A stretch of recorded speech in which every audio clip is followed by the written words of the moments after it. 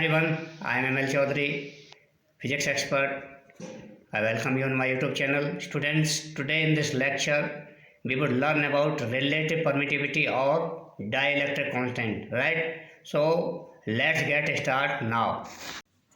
Relative permittivity or dielectric constant. Alright?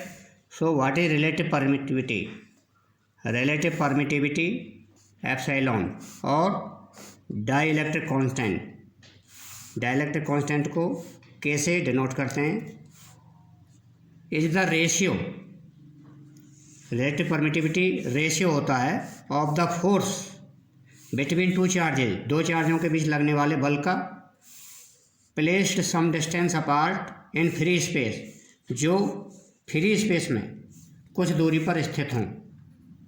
अर्थात free space में कुछ दूरी पर स्थित दो चार्जों के बीच लगने वाले बल का रेशियो किसके साथ में? To the force between same charges, उन्हीं दो चार्जों के बीच में लगने वाले बल से, जब when they are placed same distance apart, जब उन्हें उतनी ही दूरी पर रखा जाता है, but in a given medium, एक दिए हुए माध्यम में, अर्थात दूसरे माध्यम में। तो कंसीडर करते हैं दो चार्जेज हैं हमारे पास। सपोज ये Q1 चार्ज है एंड उससे कुछ डिस्टेंस पर, अर्थात R डिस्टेंस पर दूसरा चार्ज स्थित है। तो अकॉर्डिंग टू कूलम्ब्स लॉ, इन दोनों चार्जेस के बीच लगने वाला बल, सपोज ये दोनों चार्ज कहाँ हैं? एयर में लोकेटेड हैं। तो इन दोनों के बीच लगने वाला बल अर्थात फोर्स कितना होगा? 1/4 pi epsilon not Q1 Q2 upon R square, right. 1/4 pi epsilon not Q1 Q2 upon R square. तो ये फोर्स कहाँ लग रहा है? एयर में। तो मीडियम क्या हो गया? एयर। ऑलराइट। सो इन्हीं चार्जों को, अर्थात इसी सिस्टम को दोबारा से लेते हैं और डिस्टेंस भी क्या है इनकी? सेम है। अब भाई इनके बीच कितना फोर्स लगेगा? बिल्कुल सही, फोर्स वही लगेगा जो पहले लग रहा था, क्योंकि चार्जेस सेम हैं, डिस्टेंस भी सेम है। बट अगर हम इनका मीडियम बदल देते हैं, इसको किसी अन्य मीडियम में रख देते हैं अदर देन एयर और वैक्यूम, तो फोर्स क्या होगा? F is equal to 1/4 pi epsilon Q1 Q2 upon R square. तो ये फोर्स हो गया आपका मीडियम के अंदर। तो यहाँ मीडियम लिख देते हैं, force in medium, this is relation 1 and this is relation 2। दो चार्जेज के बीच में लगने वाला force 1/4 pi epsilon not Q1 Q2 upon R square, and उन्हीं चार्जेज के बीच एक अन्य माध्यम में या मीडियम में लगने वाला बल 1/4 pi epsilon two Q1 Q2 upon R square. Alright. So relative permittivity क्या होगी? एयर में लगने वाला बल अपॉन मीडियम में लगने वाले बल का रेशियो इजिकल टू क्या होगा? आप देखिए 1/4 pi epsilon not Q1 Q2 upon R square, and over medium में लगने वाला force 1/4 pi epsilon Q1 Q2 upon R square. तो एप्सिलॉन क्या है? Relative permittivity. ऑलराइट। तो अभी ये कैंसिल हो जाएगा, राइट, एंड 1/4 पाई से 1/4 पाई कैंसिल हो जाएगा। तो आपके पास बचा फोर्स इन एयर और vacuum upon force in medium is equal to epsilon upon epsilon naught. तो ये आपका एप्सिलॉन ऊपर चला जाएगा और एप्सिलॉन नीचे हो जाएगा, राइट। तो इस तरह से ये किसके बराबर है, के इक्विवेलेंट, अर्थात इसी को रिलेटिव परमिटिविटी बोलते हैं, यानी force in the air upon force in the medium.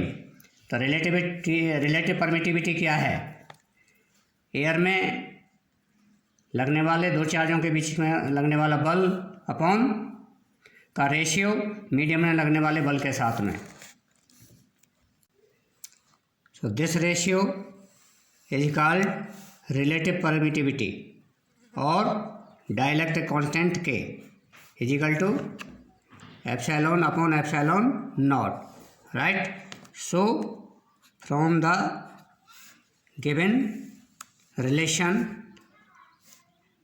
Relative permittivity is equal to epsilon naught into K, तो इस रिलेशन से हमको प्राप्त हो गया रिलेटिव परमिटिविटी और dielectric constant is equal to epsilon naught into K. All right, so K is equal to force into the air between two charges upon force into medium. इन दोनों के फोर्सेज के रेशियो के equivalent क्या होता है, dielectric constant या relative permittivity होती है। ऑल राइट, या हम कह सकते हैं force in medium is equal to force in air upon dielectric constant के। ऑल राइट, तो this is the relation between force in medium और force in air between two charges located at a distance in medium और air, right. So this applies to force in air क्या है आपका 1/4 pi epsilon naught into Q1 Q2 upon R square. तो force in medium क्या होगा आपका force in air upon dielectric constant K. तो आपका डाइलेक्ट्रिक कांस्टेंट के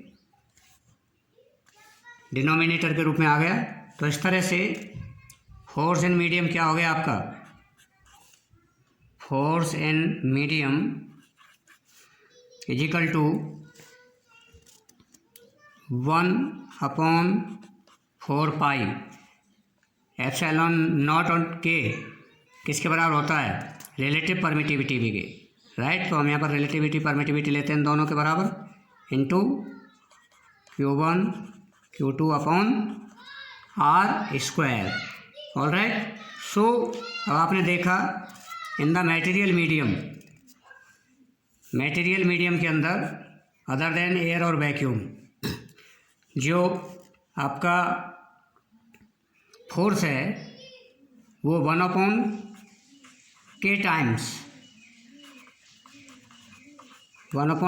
हो जाता है। रिलेटिव परमिटिविटी है आपका डाइलेक्ट्रिक कांस्टेंट, यहाँ पर आप के भी लिख सकते हैं 1/k टाइम्स हो जाता है ऑफ द ओरिजिनल फोर्स के ओरिजिनल फोर्स इन वैक्यूम और एयर इन एयर और vacuum, right. Let's understand it with an example. Consider करते हैं सपोज एयर में दो चार्जेज के बीच जो फोर्स लग रहा है force between two charges in air, suppose this is 10 Newton, alright. And यही फोर्स अगर चार्जेज को हम मीडियम चेंज करते हैं वाटर में उनको प्लेस करते हैं सेम डिस्टेंस पर सेम चार्जेज को, तो उनके बीच लगने वाला बल क्या होगा 10 न्यूटन अपॉन मीडियम का डाइलेक्ट्रिक कांस्टेंट 80, राइट, क्योंकि वाटर के लिए के की वैल्यू क्या होती है, 80 होती है।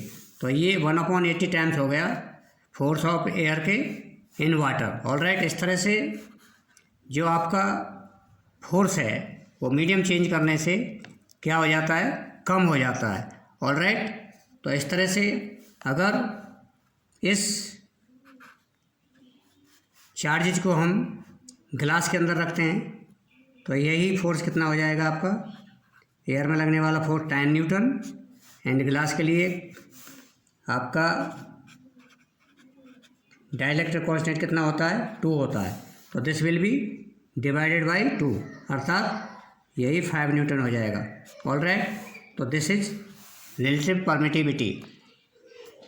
All right friend, if you like this video, share it to others, and if you are new on my channel, subscribe now for new updates. Push the bell icon. Thank you.